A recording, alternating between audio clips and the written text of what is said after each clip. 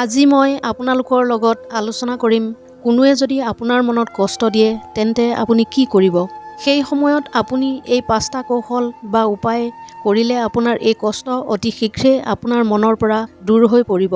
গতিকে জানিবলৈ বাবে আহক প্ৰথমে ভিডিঅ'টো আৰম্ভ কৰোঁ। জীৱনত চলাৰ পথত মানুহে মানুহৰ লগত বন্ধুত্ব গঢ়ি তোলে আৰু হঠাৎ এদিন যদি এই বন্ধুত্ব নষ্ট হৈ যায় তেন্তে মানুহ ভাঙি পৰে, কষ্টৰ শিকাৰ হয়। ইয়াৰ বাহিৰেও বিভিন্নভাৱে মানুহে এই কষ্টৰ সন্মুখীন হ'ব পাৰে আৰু এনে সময়ত মানুহে কষ্ট দূৰ কৰাৰ উপায় বিচাৰে। গতিকে আজিৰ এই ভিডিঅ'টোত এনে 5টা কৌশল বা উপায়ৰ সম্বন্ধে আলোচনা কৰিম যি উপায়কেইটাৰ দ্বাৰা এই দুখ কষ্টবোৰ সহজতে নাইকিয়া কৰিব পাৰি।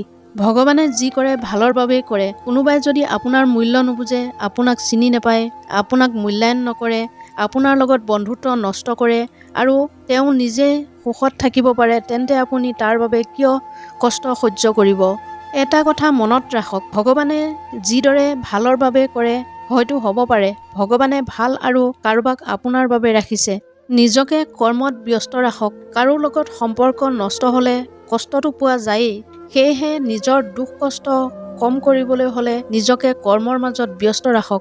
গভীৰ মনোযোগ দি কৰ্ম কৰক। দেখিব লাহে লাহে এই কষ্ট আপোনাৰ পাতল হৈছে। প্ৰত্যেক দিনে ভগৱানক স্মৰণ কৰক আৰু আপোনাৰ সকলোবোৰ তেওঁৰ ওপৰত অৰ্পণ কৰক। লগতে পুৱা আৰু গধূলি তেওঁৰ ওচৰত ধূপ বন্তি জ্বলাই তেওঁৰ উপাসনা কৰক। মন নিৰ্মল থাকিব। ভাল মানুহৰ সংগত সময় কটাওক। নিজকে অকলশৰীয়া কৰি নাৰাখিব। সকলো সময়তে ভাল মানুহৰ সংগত সময় কটোৱাৰ চেষ্টা কৰক। তেওঁলোকৰ পৰা এনে কিছু উপদেশ পাব যি আপোনাৰ জীৱনৰ পৰা দুখ কষ্ট দূৰ কৰাৰ বাবে সহায় কৰিব। আপুনি ভালভাৱে থাকিব পাৰিব।